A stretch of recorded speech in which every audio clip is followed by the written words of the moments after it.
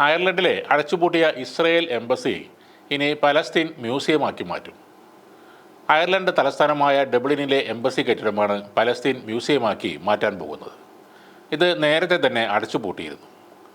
അമേരിക്കയിലെ Palestine museum അധികൃതരാണ് ഇസ്രയേലിൻ്റെ മുൻ എംബസി കെട്ടിടം വാടകയ്ക്കെടുത്ത് ഇത്തരം ഒരു സംരംഭം ആരംഭിക്കാൻ തീരുമാനിച്ചിട്ടുള്ളത്. ഡബ്ലിനിലെ ഇസ്രയേൽ എംബസിയുടെ മുൻ ഓഫീസുകൾ ഞങ്ങളുടെ സ്ഥിരം യൂറോപ്യൻ ആസ്ഥാനമാക്കാൻ ഞങ്ങൾ താൽപ്പര്യപ്പെടുന്നു. യുദ്ധമേഖലയുടെ ആസ്ഥാനം ഒരു ആർട്ട് സോണാക്കി മാറ്റാൻ ഞങ്ങൾ ആഗ്രഹിക്കുന്നു. ഇതാണ് മ്യൂസിയം ഡയറക്ടർ ഫൈസൽ സാലിഹ് പറയുന്നത്. നിലവിൽ കണക്റ്റിക്കറ്റ് ആസ്ഥാനമായി പ്രവർത്തിക്കുന്ന മ്യൂസിയം പലസ്തീനിയൻ വിഷയങ്ങൾ ആഗോളതലത്തിൽ പ്രചരിപ്പിക്കുന്നതിൽ ശ്രദ്ധ കേന്ദ്രീകരിക്കുന്ന ഒരു സംഘമാണ്.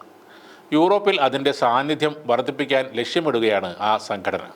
മെയ് മാസത്തിൽ പലസ്തീൻ ഒരു സ്വതന്ത്ര രാഷ്ട്രമായി അയർലൻഡ് അംഗീകരിച്ചതിനെ തുടർന്ന് ഡിസംബർ 15-ന് ഡബ്ലിനിലെ എംബസി ഇസ്രയേൽ അടച്ചുപൂട്ടിയിരുന്നു.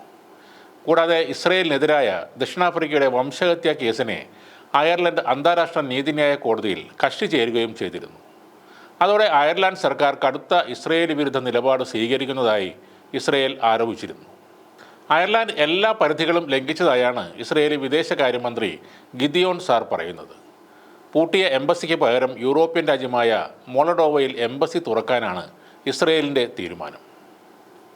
എന്നാൽ അയർലൻഡ് പ്രധാനമന്ത്രി സൈമൺ ഹാരിസ് ഇസ്രയേലിൻ്റെ ഈ വാദങ്ങളെ അപ്പാടെ തള്ളിക്കളഞ്ഞു.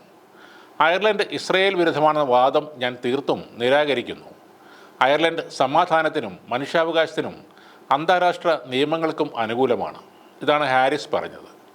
ഞങ്ങൾ ഏറ്റവും പ്രാധാന്യം നൽകുന്നത് മനുഷ്യാവകാശങ്ങൾക്കും സമാധാനത്തിനുമാണെന്നും അദ്ദേഹം പ്രതികരിച്ചു. പലസ്തീനികൾക്ക് അനുകൂലമായി നിരന്തരം പ്രകടനങ്ങൾ നടക്കുന്ന ഒരു രാജ്യമാണ് അയർലൻഡ് എന്നും അദ്ദേഹം പറഞ്ഞു. പലസ്തീനിൽ വംശഹത്യ നടത്തുന്ന ഇസ്രയേൽ ഭരണകൂടത്തിൻ്റെ നടപടികൾ എത്രയും പെട്ടെന്ന് നിർത്തിവെക്കണമെന്നും അദ്ദേഹം ആവശ്യപ്പെട്ടു. ഹമാസ് എന്ന സായുധ സംഘടനയോ അല്ലെങ്കിൽ യമനിൽ നിന്നുള്ള ഹൂത്തി വിമതരോ ലെബനോണിലെ ഹിസ്ബുള്ളയോ ഇനി ഇല്ലാതായാൽ പോലും ഇസ്രയേൽ പലസ്തീനികൾക്ക് നേരെയുള്ള അക്രമം തുടർന്നുകൊണ്ടേയിരിക്കും. ആ വംശഹത്യ നിലപാടിനോടാണ് തങ്ങൾക്ക് എതിർപ്പെന്നും അദ്ദേഹം പറയുന്നു. എന്തായാലും ഇനി അയർലൻഡിൽ ഇസ്രയേലിൻ്റെ എംബസി ഇല്ല. അതിനു പകരം പലസ്തീൻ മ്യൂസിയമാണ് അവിടെ ഇനി ഉയരാൻ പോകുന്നത്.